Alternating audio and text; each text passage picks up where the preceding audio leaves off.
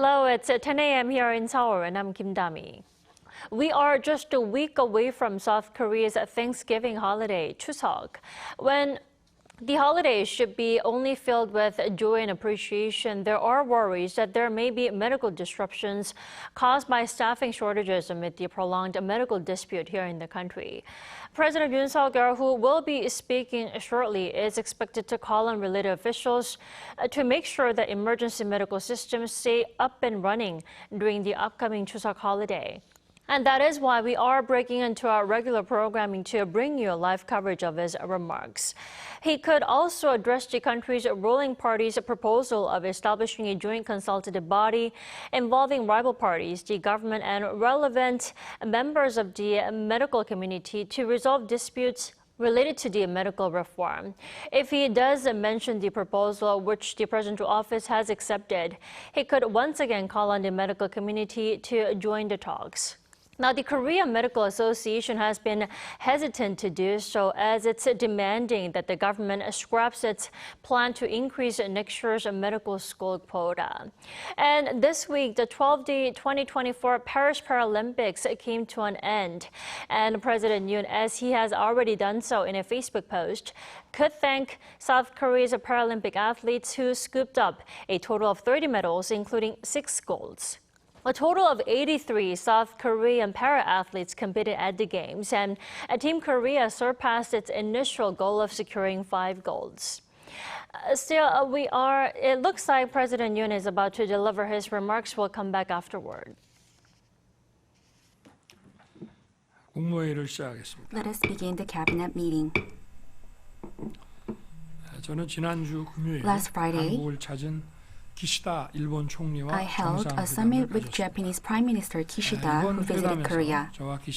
During our talks, Prime Minister Kishida and I reflected on our bilateral relations in cooperation achievements, which have changed significantly since the restoration of relations between Japan and South Korea in March of last year. Through a total of 12 summit meetings, the previously suspended government consultative bodies have all been restored. Cooperation between the two countries is actively taking place in various fields such as diplomacy, defense, economy, advanced technology, education, and people-to-people exchanges. In particular, export controls in the semiconductor sector have been lifted, and the whitelist designation for preferential export for strategic materials has been restored. In addition, after 8 years, the Korean-Japan currency swap agreement has been resumed, and new dialogues on economic security and hydrogen cooperation have been established, revitalizing cooperation in supply chains and advanced technologies. As this positive trend continues, bilateral travel between the two countries is on track to reach a record high of more than 10 million people per year. The Memorandum of Cooperation on the Protection of Overseas Nationals signed during this summit and the entry-exit simplification measures that we have decided to promote to enhance people-to-people exchanges will greatly improve the safety and convenience of our citizens visiting Japan. I urge all ministries to faithfully implement the cooperative projects between the two countries so that our citizens can tangibly experience the effects of improved Korea-Japan relations. Last week, the Paris Paralympics concluded. 83 of our athletes competed in a record-breaking 17 events, delivering outstanding performances in every match. To the athletes and coaches who represented Korea and gave their all, I want to express my deepest gratitude on behalf of Korea. It is not about who won which medals.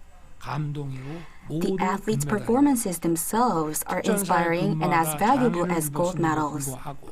Athletes like Hun Tae, who despite suffering a disability while serving in the special forces, competed in shooting without losing spirit. And also, despite losing both arms in an electrocution accident, athlete Kim Hwang-tae crossed the same river by swimming using only his legs and completed a triathlon. Every one of our athletes who overcame adversity and challenged their limits with indomitable will is the hero of a miracle.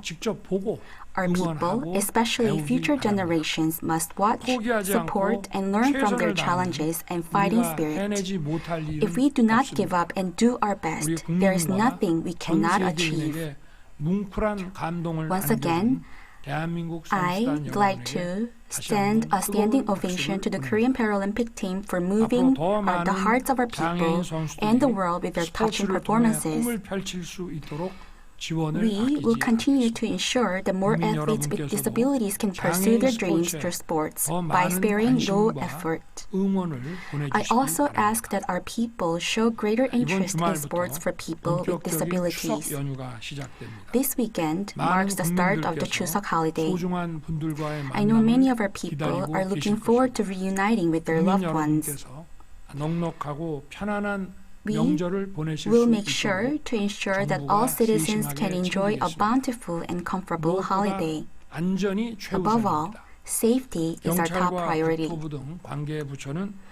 I ask the police, the Ministry of Land, Infrastructure and Transport, and related ministries to their utmost in implementing special transportation measures so that citizens can safely and conveniently return to their hometowns.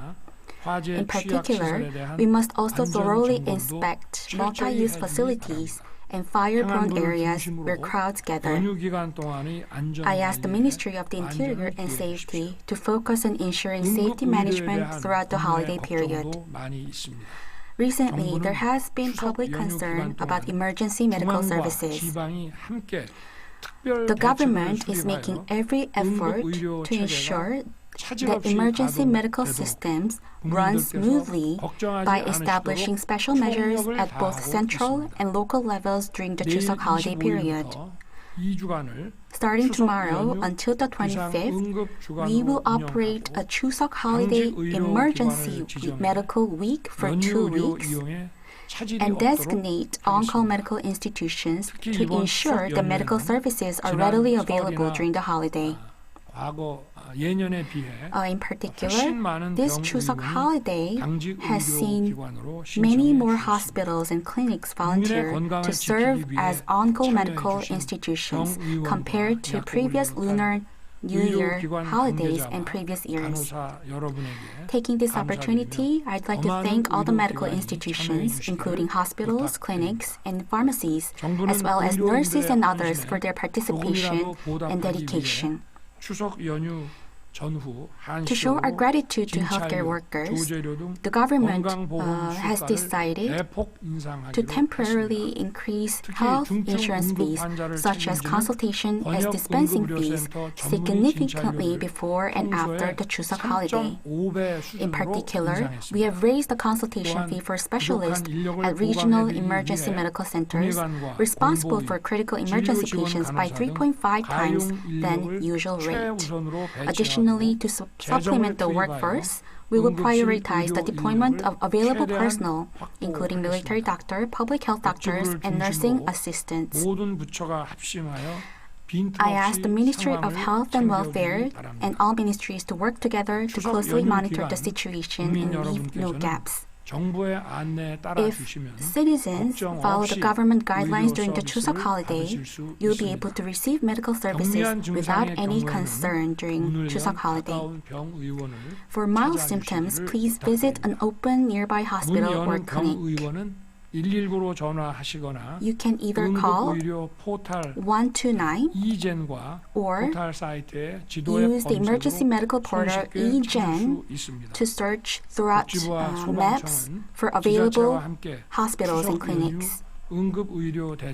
I ask the Ministry of Health and Welfare and the Fire Department to ensure seamless implementation of the emergency medical services for the Chuseok holiday.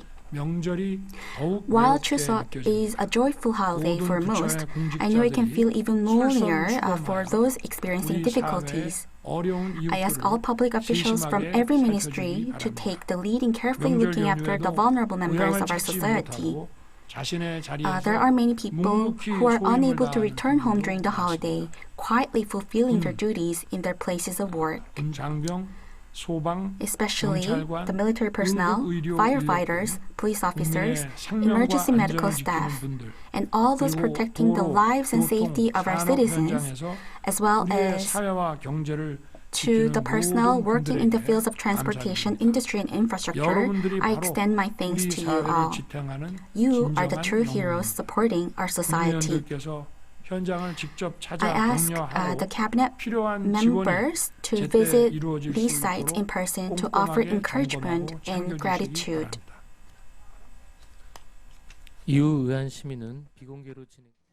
That was our live coverage of President Yoon Suk-yeol's pledge to keep emergency medical systems at full capacity during Chuseok, and his promise for continued support for Korean para-athletes. We'll have more highlights in our upcoming newscast at noon Korea time. Until then, goodbye.